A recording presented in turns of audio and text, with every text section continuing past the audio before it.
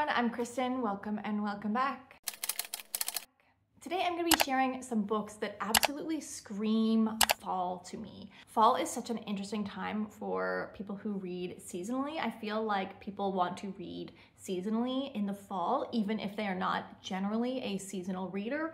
And what qualifies as like a fall read is so much more broad than, but also like very clear and defined than some of the other seasons. So like winter, we often think of like cold, icy settings, but not necessarily other like thematic types of books. Whereas with the fall, you can do like paranormal, you can do witchy, you can do gothic, you can do dark academia, you can just do like atmospheric vibes, you can do woodsy stuff. Like it's so much more broad, but also so much more very clear in your mind what types of books feel like fall. For me, I am much more of the atmospheric, woodsy, earthy, rainy, foggy, misty, like quiet type of fall reader. So today I'm sharing some book recommendations that just like really feel like fall to me. Let me know down below what are some keywords that you associate with the other seasons of the year. I'm so curious. First up, I feel like is a book that is like the epitome of a fall read without having any of like the distinctive fall characteristics. It's not a school setting, it's not dark academia, it's not witchy, it's not paranormal, but this book is so fall for me, and it's just like a feeling. And maybe you're gonna hear that a little bit in this video. And that is Daughter of the Forest by Juliette Marillier. Now, I'm a huge Juliette Marillier fan. It's something that I don't really talk about all that much on this channel, as I haven't been reading, she hasn't published anything in the last couple years, and it's not something that I've read all of the books, so it's not something that comes up quite a lot. I have done a should you read video for Juliette Marillier, so I will link that video in the cards above if you would like to check out more of her work. And I would say outside of Daughter of the Forest in particular, basically any Juliette Marillier is going to qualify for the feeling of fall, except for Wolfskin and one of her YA books, Wildwood Dancing. Those two for me feel more winter. So we'll tuck those aside, come back to them in like 3 or 4 months for my winter recommendations video if I do that. But no, just know that like those two books are more winter, but really any other Juliette Marillier book that you pick up will feel like a fall book, in my opinion. Daughter of the Forest is my favorite book of all time, despite the fact that I don't actually really talk about it here all that often. Although if you've been around the channel for a while, you have for sure heard me talk about it. This is a historical fantasy book set in Dark Ages Ireland, and Saoirse is the 7th child of a 7th child. She has 6 older brothers, and the relationship between these siblings is really beautiful and unique. This is a grim fairy tale retelling of the 6 Swan brothers story. So in that retelling, or in that original fairy tale, 6 brothers are turned into swans, and their youngest sister has to do a variety of tasks to set them free. And so we do follow that essential, like that basic setup here. The world problem and setting here is that Saoirse's family is locked into this really long and bitter battle over a particular island, and they are at war, like constant war with the Britons. And in the process of like completing this task, Saoirse gets wrapped up into this particular situation. The first book does follow like this particular problem and setting. However, that world problem of like the battle with the Britons is something that spans the 3-book series that each follow a different generation of people, or a generation of girls within this family. The book is just very quiet. It is one of those books where the setting and the character's relationship with the setting and the environment around her is so clear and so important. It's absolutely beautiful atmospheric writing, although the plot and the day-to-day, page-to-page is a lot more of like the tasks and like what Saoirse is doing, like gathering the plants, knitting these garments, going about her day, and all of those things. So it has a little bit of that like pastoral quality to it, but just Saoirse's connection with like the earth and the environment around her, her care and love for animals is really significant, and it really creates this quiet and contemplative setting that I feel like really seeps into your own body when you're reading it. One of the things that Saoirse has to like do while she's completing this task is not speak ever. And I always find that when I'm reading that section of the book, I myself feel like I can't speak, and it just takes on this whole sensation that you feel so deeply into your own body. There is a overarching love story here as well. It is a bigger age gap than you might feel comfortable with initially. For me personally, it's just like a situation of the time, and that is something that I have, I guess, come to terms with in this particular setting. If that is something that you're okay with, like with this historical situation, it is a really, really beautiful love story in that sense, but it is just like so much more than the love story. It is beautiful and profoundly heartbreaking. I will leave it there. There is some on-page depiction of SA, so I do recommend reading the content warnings. It is descriptive, it is on page, but it's something that I think was handled really well in how it impacts our main character throughout the rest of the book. And it is something that you could skip over and not read the physicalness of what is happening and still see how that goes on from there.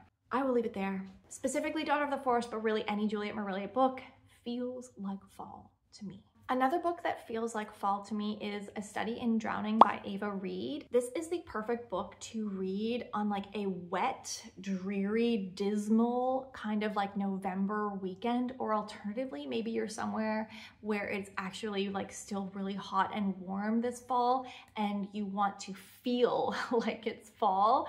You should pick up A Study in Drowning by Ava Reid. It sort of straddles the line between like darkly fantastical fairy and dark academia. We are following a main character whose name I'm forgetting. It's not Angharad. It might be Angharad. I feel like I just read a different book with the main character of that name, but it's spelled differently.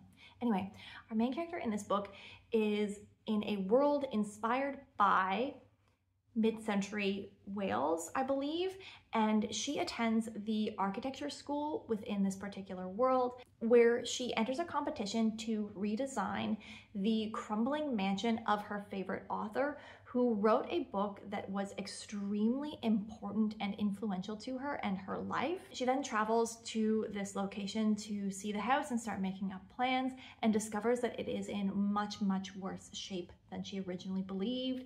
The caretaker of the property is a little bit odd and off, and she also realizes or discovers when she's there that there is another student from her college working on a thesis involving the recently deceased author himself.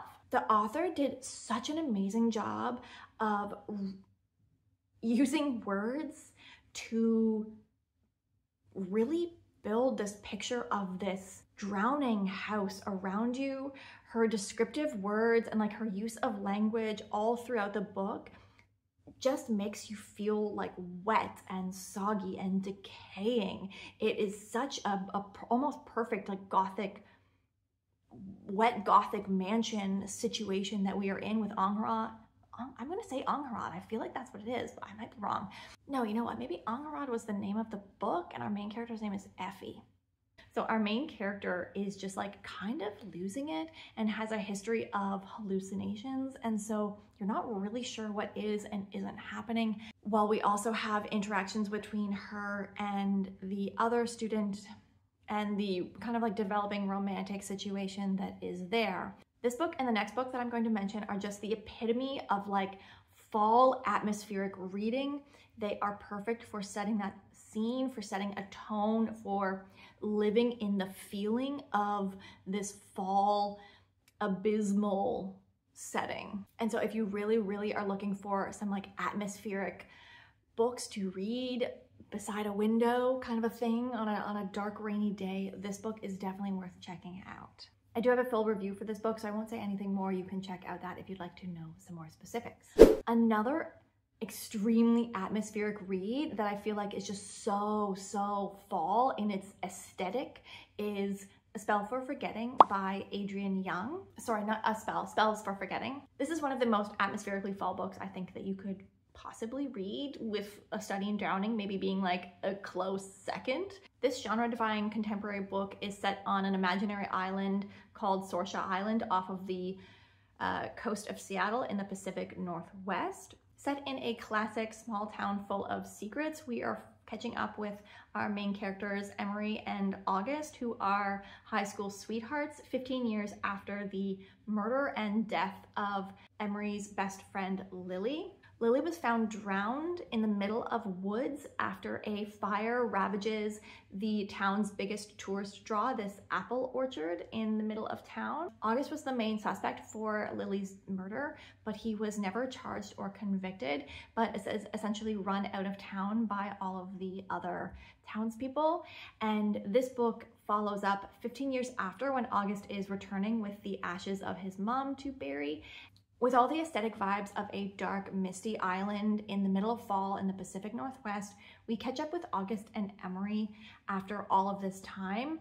And as tensions caused by his return rise to the surface, so too do the dark secrets hiding, buried within this town as well. If you like slightly witchy feels, where it's more about like the connection with the earth and the townspeople following like traditional pagan-esque beliefs on top of like a murder mystery and just like vibes, just aesthetic vibes. Adrienne Young is one of the most atmospheric writers ever, where you're just going to be set in this scene on this island with these characters, the heartbreak, the tension, the angsty longing between Emery and August. This is a book to check out. It is also another one where I've done a full review, so I will point you in that direction if you would like to know more about it. Slightly different vibe for our next book, and that is Children of Gods and Fighting Men by Shauna Lawless. This was one of my favorite books in the year that I read it, I think in 2022 or perhaps just last year. And it is the first book in a historical fantasy trilogy that also has 2 additional novellas. The third and final book, The Land of the Living and the Dead, is coming out or just came out in September. So it's also a series that you would be able to pick up and binge read all the way through right this fall if you really, really wanted to. Now for me, for like an undefinable reason, historical fantasy always really feels like fall. I don't know if it is like the slowness of a historical fantasy book that you often have combined with like the slow quality to the season of fall itself, or maybe just the quality of historical fantasy books that I tend to read in general. I'm not sure, but either way, I think that this book really, really would be a great, less atmospheric and more just like tonally fall book. Set in 100 AD Ireland, we follow 2 women of the mythological peoples of Irish belief, the Fomorians and the Tuatha De Danann. I know that I'm not pronouncing that right. I apologize. I just can't.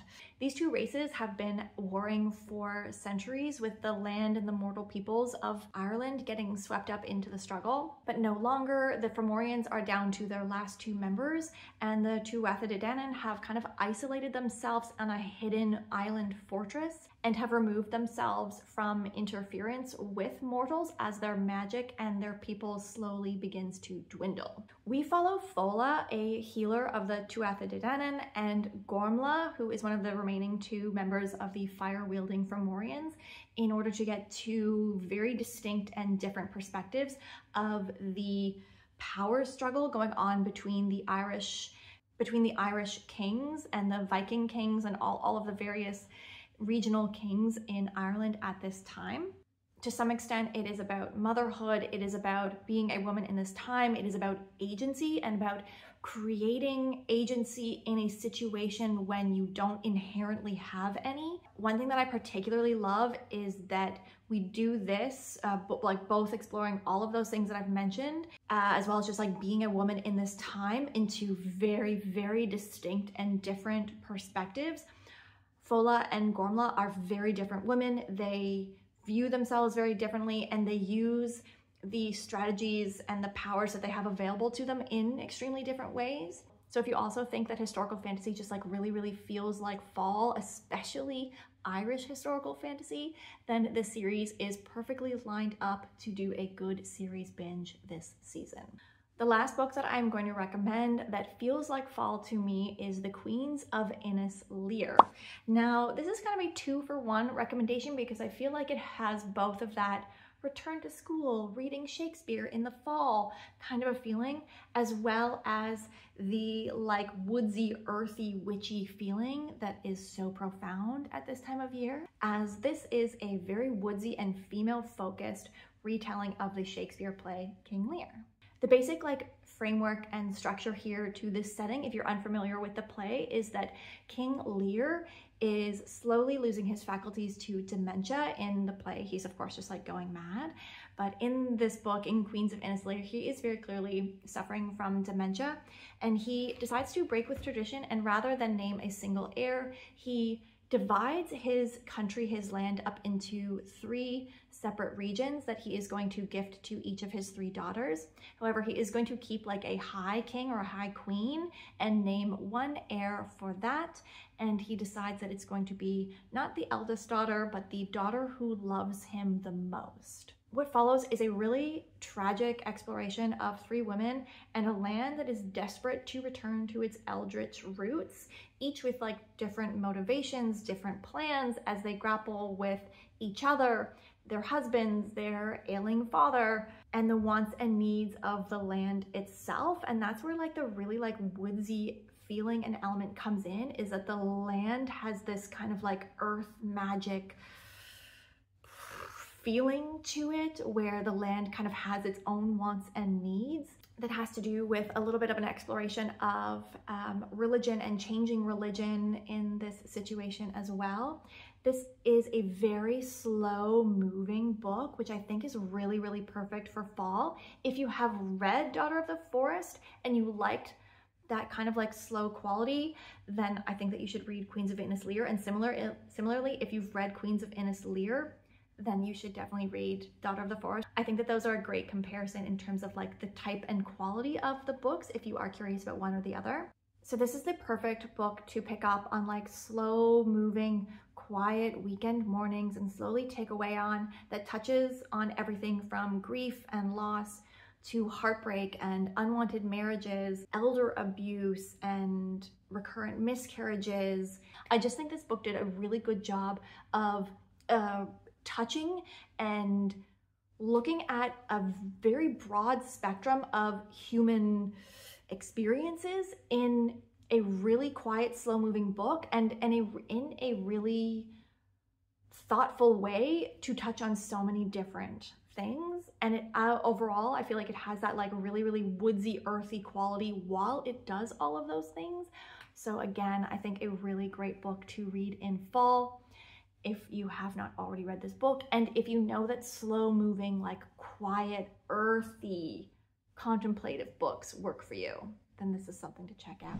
So those are all of the books that I think scream fall to me. Let me know if there are other books like similar to the ones that I've mentioned that have this like aesthetic, atmospheric, fall, earthy kind of tone to them. I would love to get those recommendations from you down below. Again, don't forget to let me know what keywords you think in terms of reading go with the other seasons of the year. I'm very curious to hear about that. Don't forget to like and subscribe. It really helps the channel out. I'll see you guys next time. Have a great day. Bye.